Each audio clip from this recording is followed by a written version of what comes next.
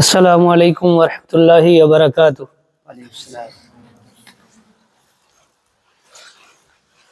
ان الحمد للہ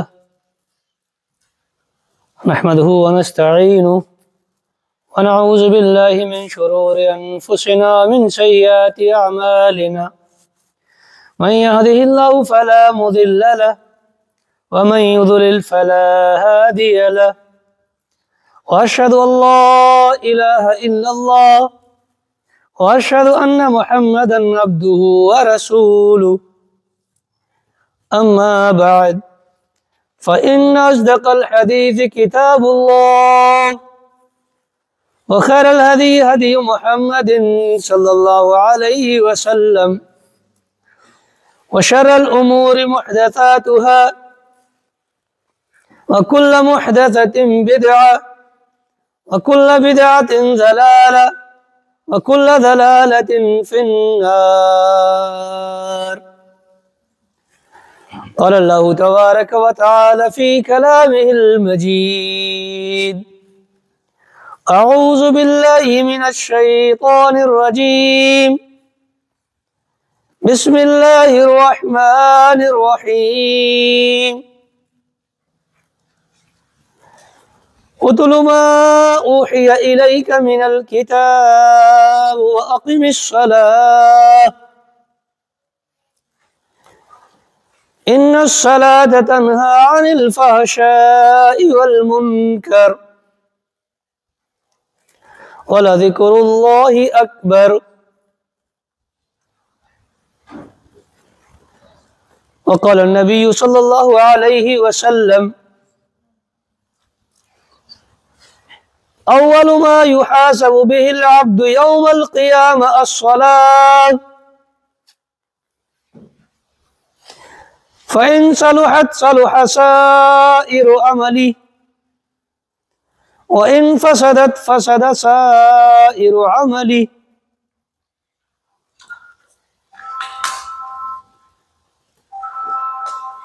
معزز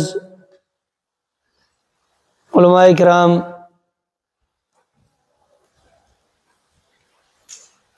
اور دینی ملی بھائیوں،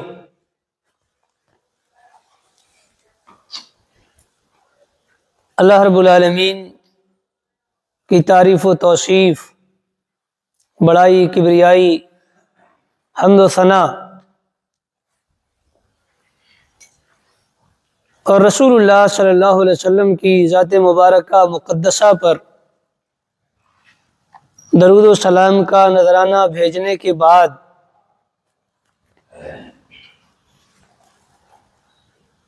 معلوم ہو کہ آج کی اس نشست میں اور اس دینی پروگرام میں جو آپ کی مسجد ابوبکر دھورا ٹانڈا میں منعقد ہو رہا ہے،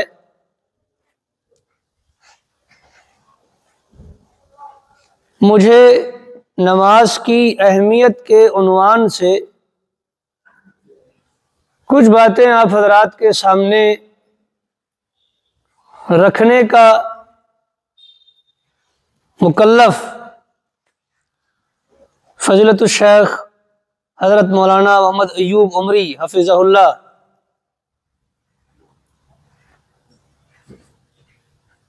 اور شیخ حافظ محمد زاہد صاحب حفظہ اللہ نے کیا ہے۔ میں کوشش کروں گا کہ آج کی اس حاضری میں اسی عنوان کے تعلق سے کچھ باتیں آپ حضرات کے سامنے عرض کروں،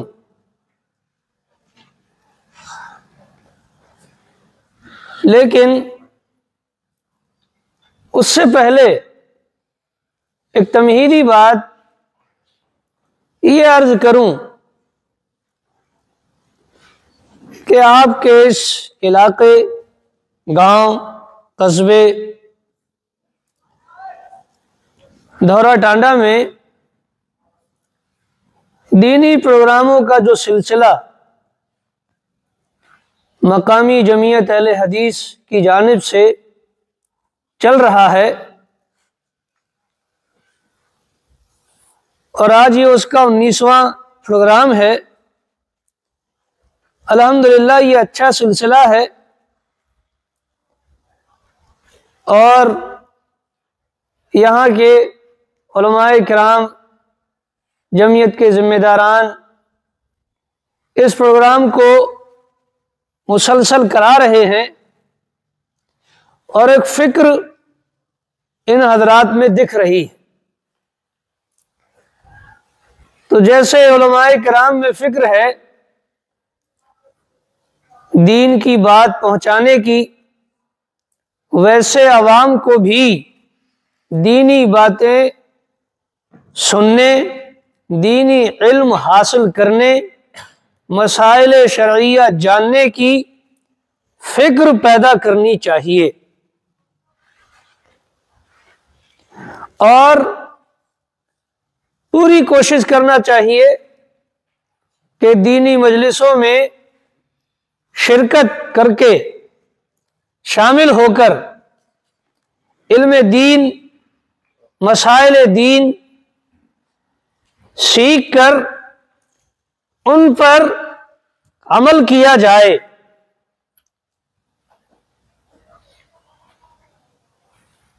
دینی پروگراموں میں شرکت کا مقصد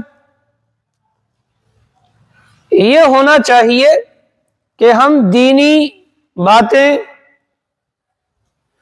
سیکھیں گے اور انشاءاللہ العزیز ان پر عمل کریں گے۔ ہمارے یہاں دینی پروگراموں، جلسوں وغیرہ کا مزاج ذرا کچھ یوں ہو گیا ہے کہ دینی پروگرام اور جلسے بھی بہت سارے لوگ محض لطف اندوزی اور انٹرٹینمنٹ کے لیے کرنے لگے ہیں۔ یہ ہماری بدمذاقی ہے، یا بدمذاقی کہنا چاہیے، یہ ہماری بدمذاقی ہے اور بدمزاجی ہے۔ تو دینی پروگرام میں حاضری اس مقصد سے ہو کہ دینی احکام، دینی باتیں ہم سیکھیں گے، جانیں گے اور عمل کی کوشش کریں گے۔ علماء کرام جو بیانات رکھیں گے کتاب و سنت کی روشنی میں، ان کو ہم سمجھیں گے، اور اگر ہم میں کہیں کوئی کوتاہی، خامی ہوگی تو ہم اس کی اصلاح کریں گے۔ یہ مقصد دینی مجلسوں میں ہماری حاضری کا ہونا چاہیے۔ تو آج کی نشست میں کچھ باتیں میں نماز کی اہمیت کے حوالے سے کہوں گا۔ ہمارے بعد المعہد الاسلامیہ سلفی کے استاد حدیث و تفسیر حضرت مولانا فضلۃ الشیخ محمد فاروق صاحب السلفی حفظہ اللہ اصلاح معاشرہ کے عنوان سے انشاءاللہ العزیز مفید اور قیمتی باتیں رکھیں گے۔ تو یہاں موجود ہر آدمی یہ ارادہ کرے کہ دونوں علماء کرام کی جو باتیں بھی ہم سنیں گے انشاءاللہ العزیز حتی المقدور، حسب استطاعت انشاءاللہ العزیز ان پر عمل کریں گے، اور ہم میں اگر کہیں کوئی کوتاہی ہوگی تو انشاءاللہ سدھار کی کوشش کریں گے، اصلاح کریں گے انشاءاللہ العزیز۔ انشاءاللہ العزیز اللہ رب العالمین ہماری نیت قبول فرمائے اور ہماری حالتوں میں تبدیلی پیدا فرمائے، اصلاح کی توفیق دے، آمین۔ موضوع نماز کی اہمیت۔ تو نماز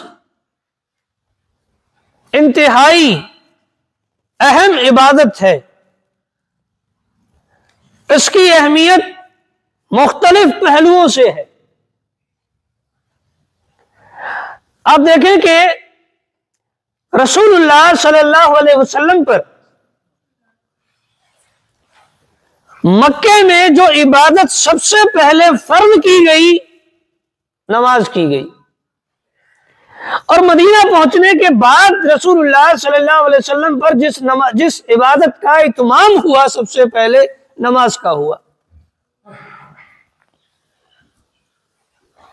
تو کلمہ توحید کے بعد، لا الہ الا اللہ کہنے کے بعد پہلی فرصت میں سب سے پہلے جس عبادت کا مکلف کیا جاتا ہے جس عبادت کا تقاضا کیا جاتا ہے ایمان کے ثبوت کے طور پر، کلمہ لا الہ الا اللہ اور محمد الرسول اللہ کہنے میں سچا ہونے کی دلیل اور ثبوت کے طور پر، سب سے پہلے جس عبادت کا مطالبہ کیا جاتا ہے یا کیا گیا ہے وہ نماز ہے۔ رسول اللہ صلی اللہ علیہ وسلم نے حضرت معاذ کو اور ابو موسیٰ اشعری رضی اللہ تعالیٰ عنہ کو جب داعی بنا کر، دین کا مبلغ بنا کر یمن کی جانب بھیجا، ایک ایسی قوم کی طرف جنہیں ابھی دین کا پیغام پہنچا نہیں ہے، پہنچانا ہے، تو رسول اللہ صلی اللہ علیہ وسلم نے بتلایا، نصیحت فرمائی کہ دیکھو سب سے پہلی بات جو تم انہیں بتلاؤ گے وہ توحید کی دعوت ہے۔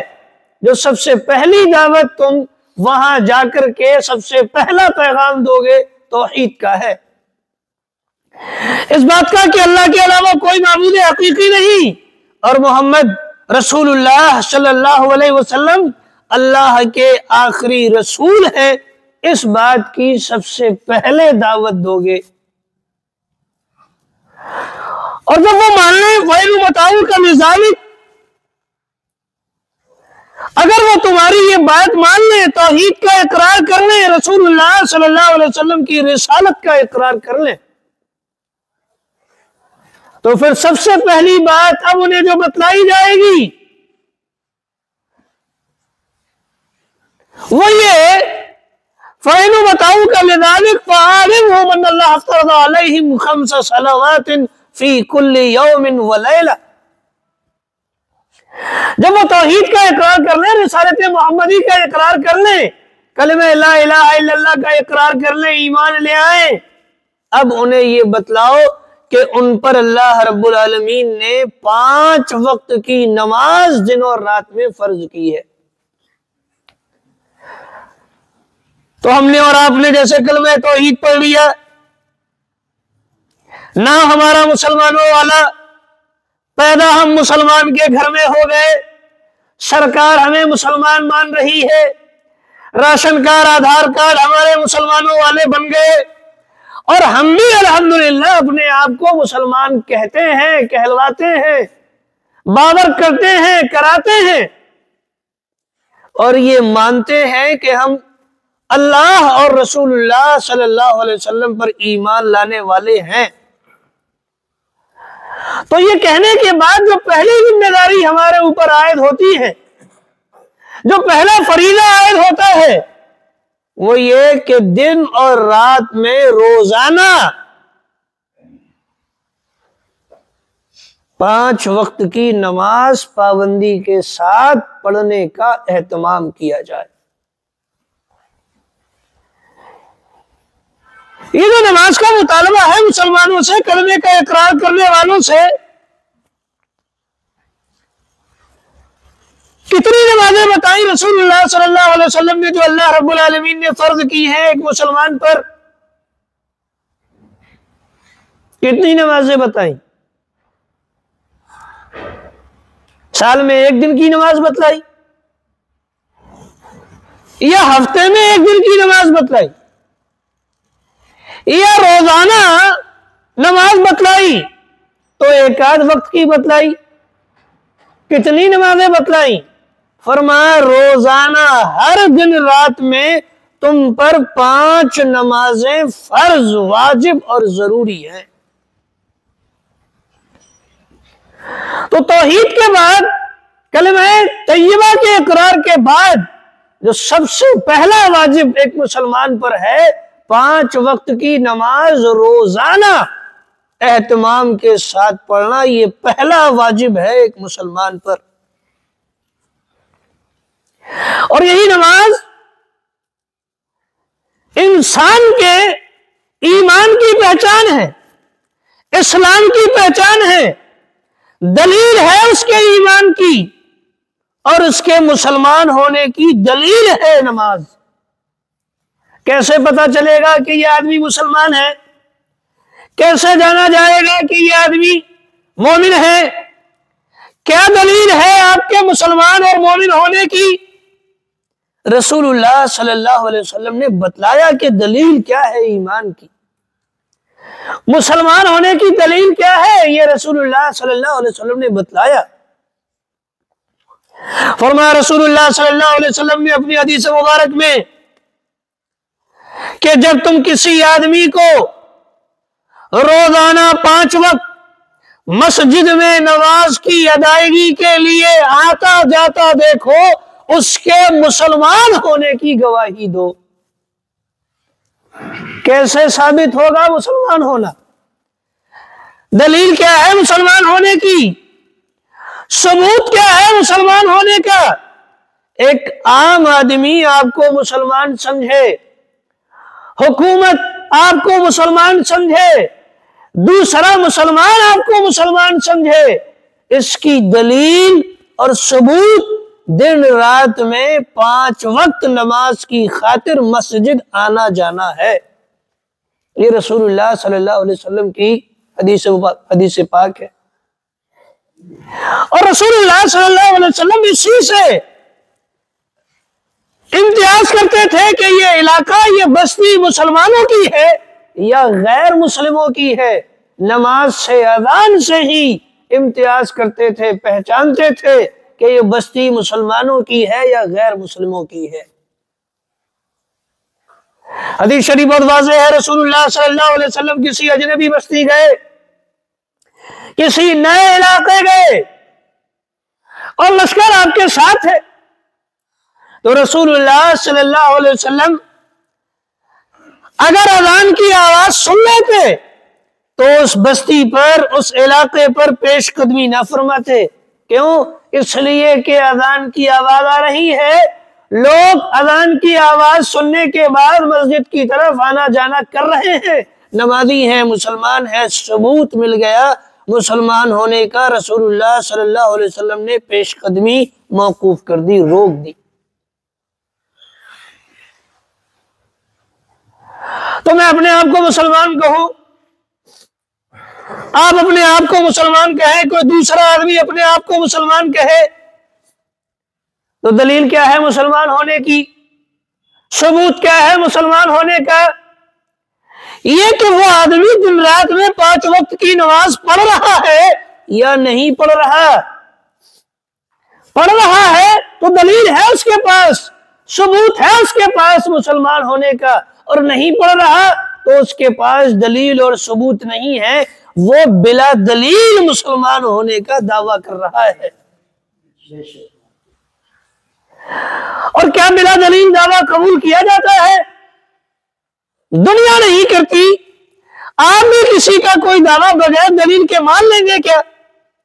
کوئی دنیا کی عدالت، کورٹ کچہری بغیر دلیل و ثبوت کے کوئی ایک دعویٰ بھی، ایک پیسے کا دعویٰ بھی آپ کا بغیر ثبوت کے نہیں مانا جاتا۔ ایمان تو بہت بڑی دولت ہے، اسلام تو بہت بڑی دولت ہے، اس کا دعویٰ آپ بغیر دلیل و ثبوت کے کریں تو معتبر نہیں ہے۔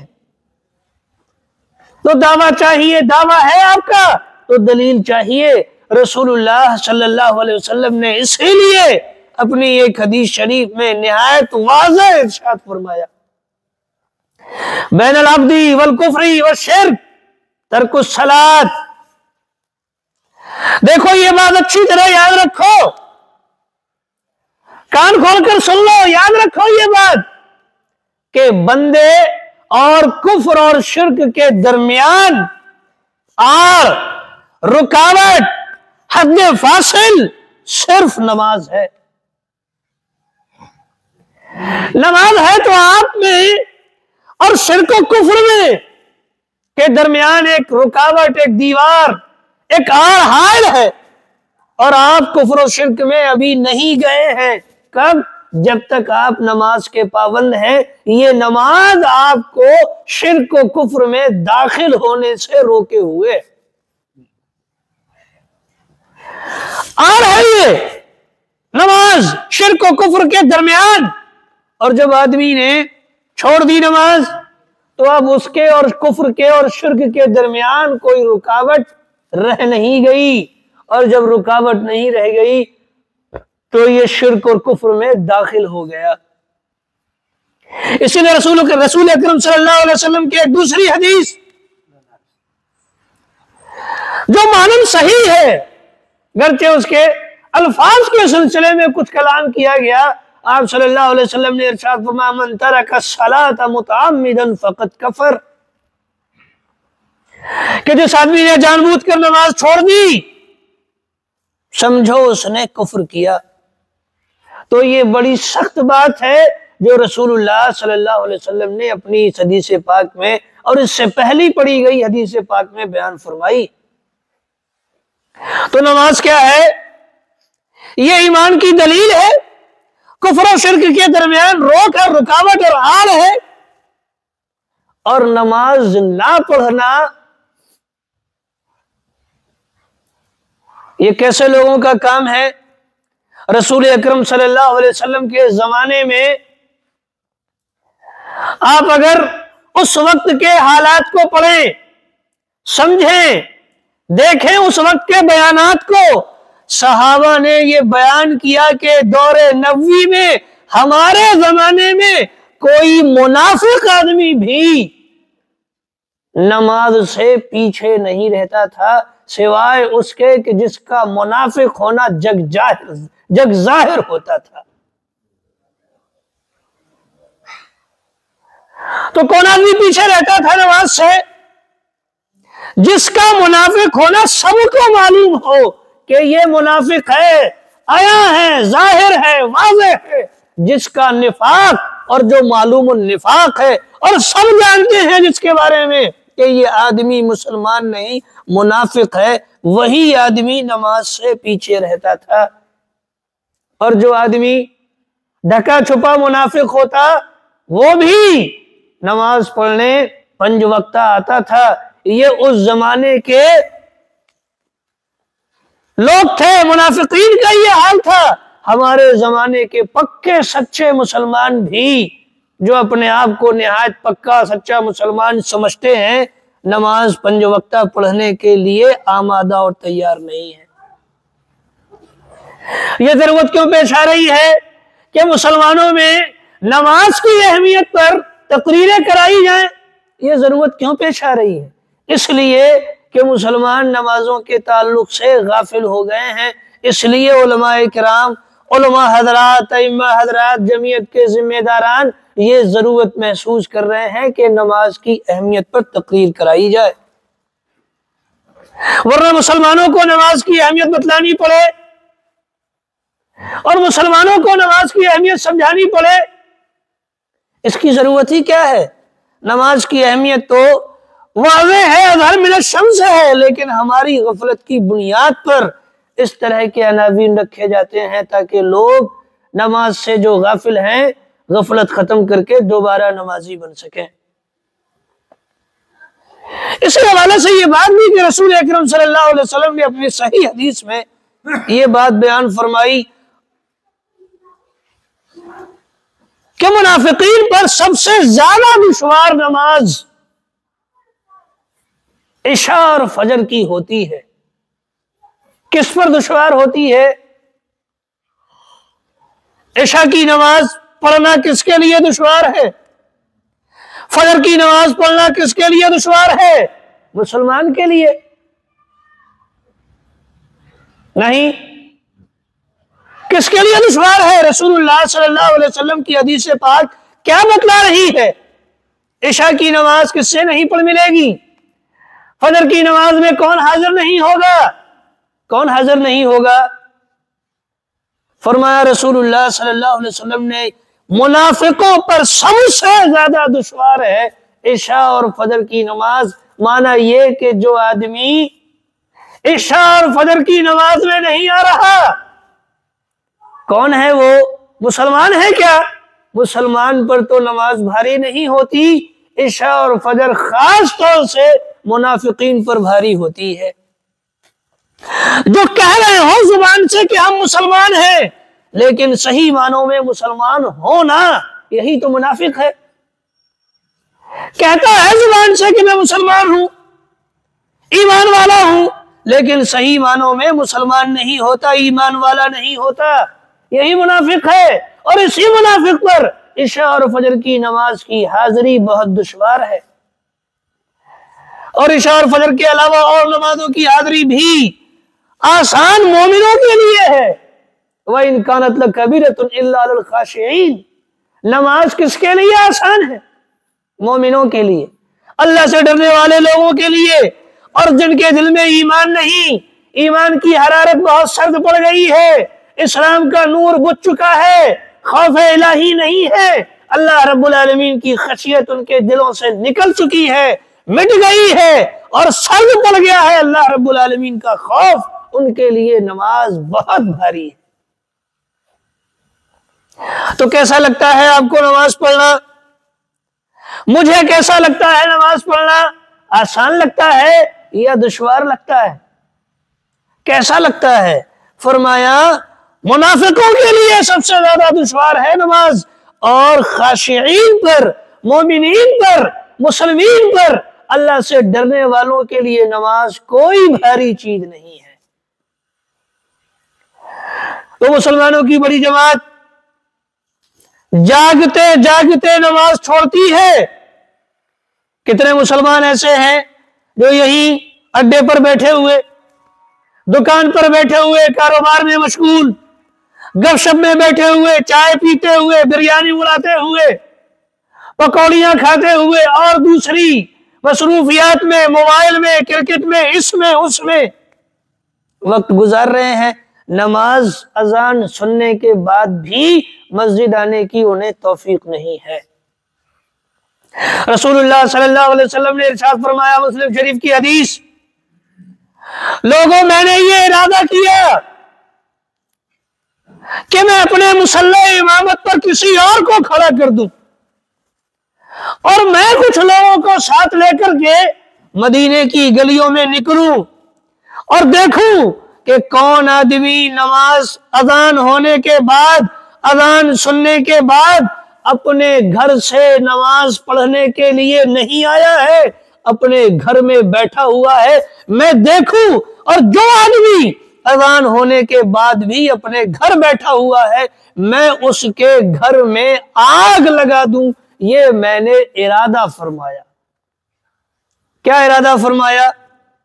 رسول اللہ صلی اللہ علیہ وسلم نے بے نمازی کے گھر میں آگ لگانے کا ارادہ فرمایا، رسول اللہ صلی اللہ علیہ وسلم۔ آپ اندازہ لگائیں، یہ کہہ سکتے ہیں کہ بے نمازی کو دنیا ہی میں جیتے جی زندہ جلا دینے کا ارادہ رسول اللہ صلی اللہ علیہ وسلم نے فرمایا۔ لیکن کیوں نہیں کیا ایسا؟ فرمایا میرے ذہن میں یہ بات آئی کہ گھر میں تو بچے بھی ہوتے ہیں چھوٹے جن پر نماز فرض نہیں، اور عورتیں بھی ہوتی ہیں کہ جن پر جماعت فرض نہیں۔ اگر گھر میں آگ لگا دی گئی تو بچے ناحق اور عورتیں ناحق اس کا شکار ہو جائیں گی، اس لیے اپنے ارادے سے باز رہا، ورنہ میں نے یہ ارادہ کیا تھا کہ بے نمازیوں کے گھروں میں جو اذان سننے کے بعد نہیں آئے مسجد، ان کے گھروں میں خود جا کر کے آگ لگا دوں۔ یہ رسول اللہ صلی اللہ علیہ وسلم نے ارادہ ظاہر فرمایا۔ کس قدر ناراضگی ہے آپ کی بے نمازی سے کہ آپ اسے دنیا ہی میں حالانکہ آگ سے سزا دینا منع فرما دیا رسول اللہ صلی اللہ علیہ وسلم نے۔ کسی کو آگ کی سزا ہم اور آپ نہیں دے سکتے، آگ کے ذریعہ سزا صرف آگ کا رب اللہ رب العالمین دے گا، لیکن بے نمازیوں کے لیے ایسا غصہ رسول اللہ صلی اللہ علیہ وسلم کے ذہن و دماغ میں ہے کہ آپ انہیں دنیا ہی میں نظر آتش کرنا چاہتے ہیں۔ تو بھائیو سمجھو کہ رسول اللہ صلی اللہ علیہ وسلم کی کس قدر ناراضگی اور کس قدر غصہ ہے بے نمازیوں کے لیے، اور رسول اللہ صلی اللہ علیہ وسلم نے بے نمازیوں کو کیا کہہ کر کے بلایا ہے۔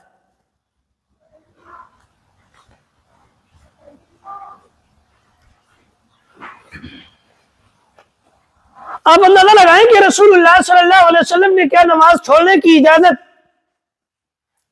کسی مرد کو کسی حال میں دی ہے؟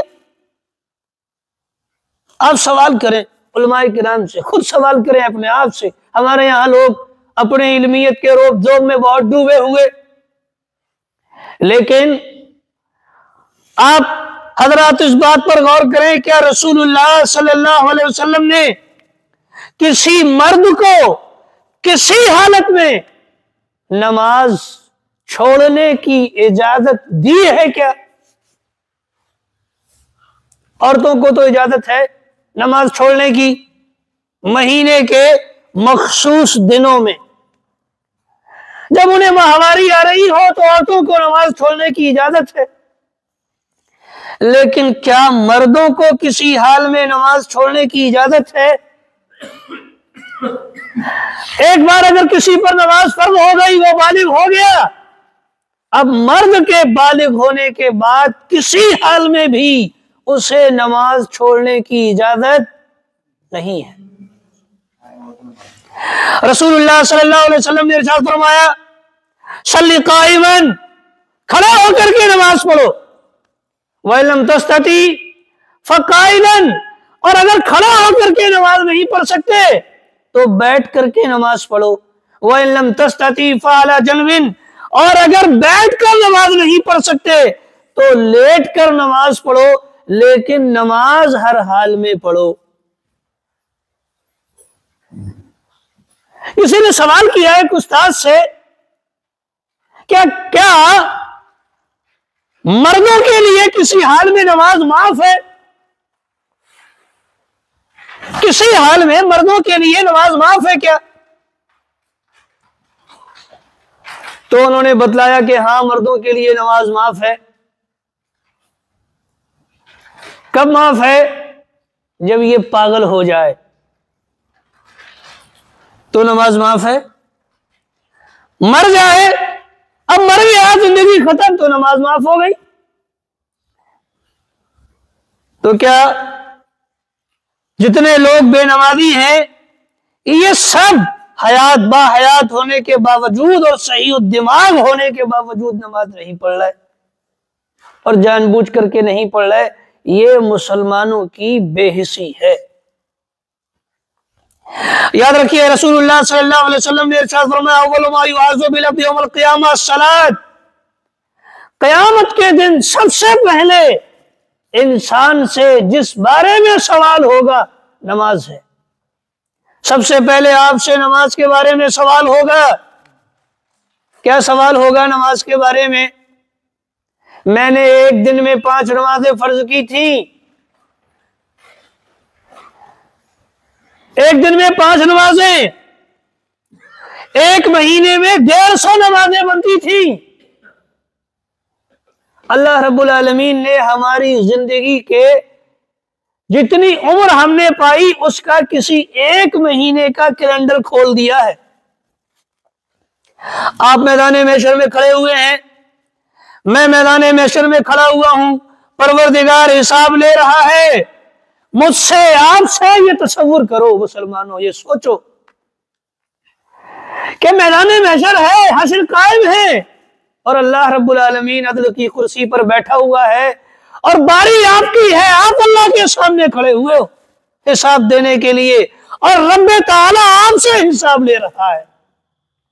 اور حساب کس بات کا؟ سب سے پہلے حساب آپ کی نماز کا۔ تو رب تعالیٰ نے آپ کی زندگی کا سن 2023 کا دسمبر کے مہینے کا کیلنڈر کھول دیا۔ بتاؤ،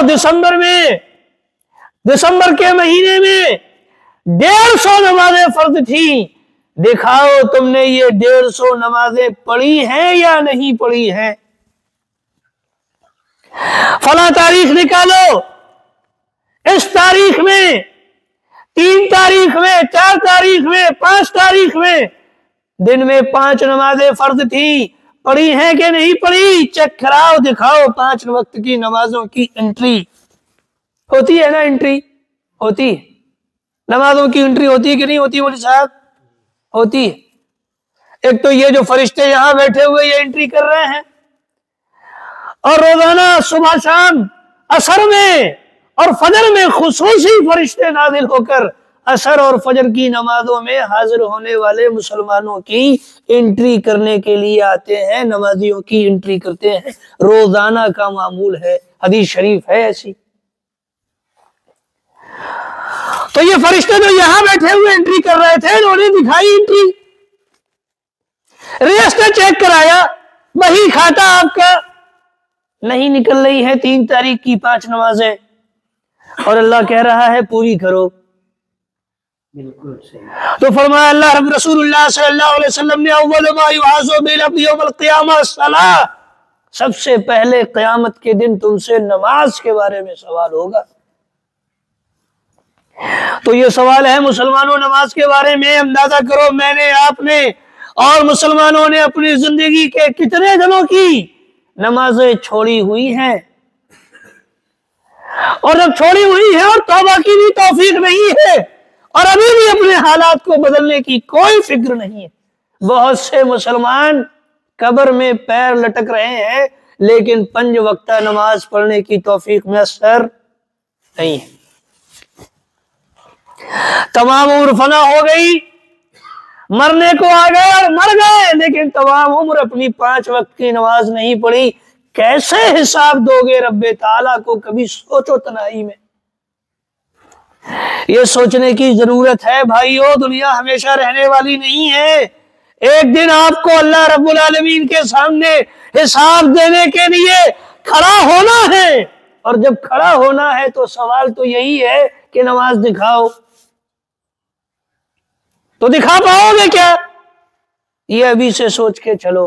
حاسبو قبل ان تحاسبو، عمر فاروق جیسا زیرک دانا ہوش مند آدمی فرمایا کرتے تھے کہ اپنے آپ کا حساب اس سے پہلے کہ پروردگار تمہارا حساب لینے لگے، اس سے پہلے خود اپنا حساب لے لو۔ تو لے سکتا ہوں میں اپنا حساب، لے سکتے ہیں آپ اپنا حساب، چیک کر سکتے ہیں اپنا اکاؤنٹ۔ بڑی فکر رہتی ہے بینک بیلنس کو چیک کرنے، اسے بڑھانے کی، ذرا نمازوں کا اکاؤنٹ چیک کرو اور اسے اس کی بھرپائی کر کے رکھو۔ سب سے پہلا سوال اسی بارے میں ہونا ہے۔ فرمایا رسول اللہ صلی اللہ علیہ وسلم نے اگر نمازوں کا حساب درست، باقی اور اعمال بھی درست مان لیے جائیں گے۔ اور ایک روایت میں ہے آپ نے فرمایا نماز درست تو افلح و نجح، انسان کامیاب ہو گیا اور اسے کامیابی مل گئی۔ کب؟ جب اس کی نمازوں کا حساب درست ٹھہر گیا۔ وَإِنْ فَسَدَتْ، اور اگر نمازوں کا حساب گڑبڑ ہو گیا تو باقی سارے اعمال گڑبڑ۔ اور فرمایا ایک روایت میں فَقَدْ خَابَ وَخَسِرَ، جس کی نمازوں کا حساب گڑبڑا گیا یہ آدمی خائب اور خاسر ہو گیا، گھاٹے میں مبتلا ہو گیا۔ تو اس کی فکر کرو مومنوں، مسلمانوں، بھائیوں، نماز کی فکر بہت ضروری ہے۔ یہ باتیں میں نے آپ حضرات کے سامنے رکھی کہ آپ میں فکر پیدا ہو۔ جہنم میں لے جانے کا بڑا ذریعہ نماز میں سستی، لاپرواہی، غفلت اور نماز کو چھوڑنا ہے۔ فویل للمصلین الذین هم عن صلاتهم ساہون